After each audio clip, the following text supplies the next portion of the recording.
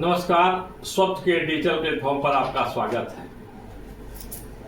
गीतों के बिना छठ पर्व की कल्पना नहीं की जा सकती। विशेष धुन और राग वाले कर्णप्रिय गीत जब कानों में पड़ने लगते हैं तब अचानक एहसास होने लगता है कि छठ पर्व अब नजदीक आ गया है। कभी सांझा पराती तो कभी दीप चंदी शैली में ये छठ गीत अन्य गीतों से बहुत भिन्न होता है। नाग कन्याओं ने महर्षि च्यवन की पत्नी को सूर्य षष्ठी व्रत का जो विधान बताया था उसमें गीत संगीत भी शामिल है। इसका एक प्रमुख अंश है। इसी कथा के आधार पर यह लोक मान्यता है कि छठ गीतों का इतिहास उतना ही पुराना है जितना पुराना यह पर्व है। छठ उत्सव प्रधान लोक पर्व है। हम फिर बताते हैं, छठ उत्सव प्रधान लोक पर्व है, अतः इसमें कर्मकांड, शास्त्र और मंत्र की प्रधानता नहीं है। इसीलिए बिना छठी मैया के गीत के आप इसे सोच भी नहीं सकते।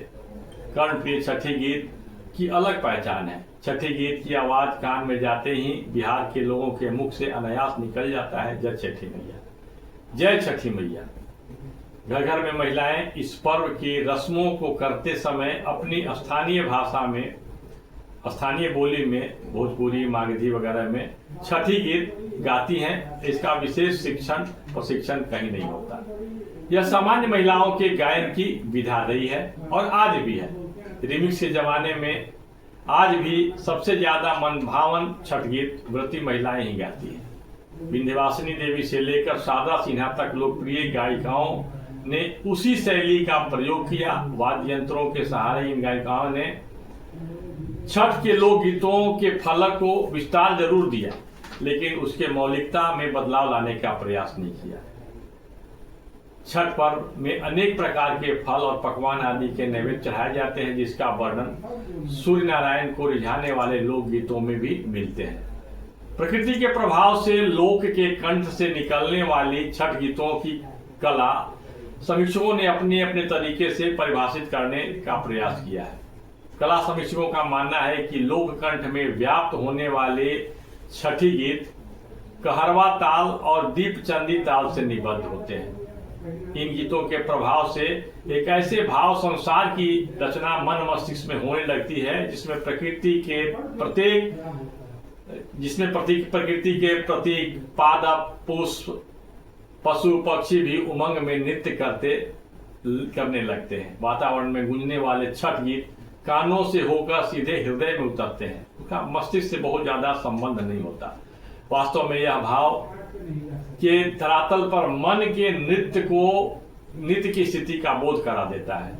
जो छठ गीत होते हैं यह भाव के धरातल पर मन के नृत्य की स्थिति का भाव बोध कराते हैं।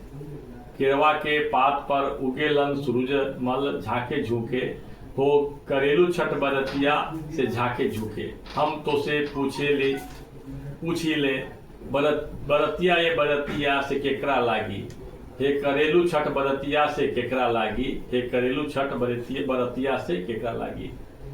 हमरो जे बेटवा पवन ऐसन बेटवा से उनके लागी, हे करेलू छठ बरतिया से उनके लागी। संगीत विशेषज्ञ कहते हैं कि यह लोकगीत कहरवा ताल में निबद्ध है। शास्त्रीय नहीं होने के बावजूद ये शास्त्रीय से कहीं ज्यादा प्रभावोत्पादक है। इसी प्रकार एक और प्रचलित गीत पर यदि हम नजर रखते हैं तो काव्य शिल्प की दृष्टि से परिष्कृत न होने के बावजूद यह प्रभाव डालने की क्षमता से भरपूर है। पहिले पहिल हम कईनी छठी मैया व्रत तोहार, करिहा क्षमा छठी मैया भूल चूक गलती हमार। एक और गीत है जो छठ से संबंधित आचरण पर प्रकाश डालता है। छठ पर्व ऐसा है जिसमें धर्म के 10 लक्षण प्रकट होते हैं, स्पष्ट दिखते हैं। उजे के रवाजे फरे लाघवद से, ओह पर सुगा मेड़ राय, मरबोरे सुगवा धनुख से, सुगा गिरे मूर्छाय।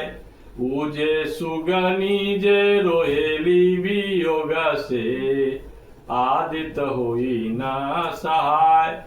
छठ से अनजान कोई व्यक्ति इस गीत में हिंसा की बात कह सकता है, लेकिन इसमें हिंसा कहीं नहीं बल्कि शुद्धता के लिए सुधारात्मक झिड़की मात्र है। व्रत करने वाली महिला आकाश में विचरण करने वाले सुगा यानी तोता को सावधान करते हुए कहती है कि वृक्ष पर लगे फलों को यदि जूठा करने का प्रयास करोगे तो धनुष से तुम्हें मूर्छित कर देंगे, मारेंगे नहीं। इसके बाद तुम्हारी सुगी वियोग से रोने लगेगी और सूर्यदेव से सहायता मांगे। जब सूर्यदेव कृपा करेंगे तो वह मूर्छा से मुक्त होगा। इस प्रकार के जो भाव संसार की रचना करने वाला सूर्य षष्ठी गीत है अपने आप में ये विशेष है। आज बस इतना ही, फिर मिलेंगे दूसरे वीडियो के साथ। नमस्कार।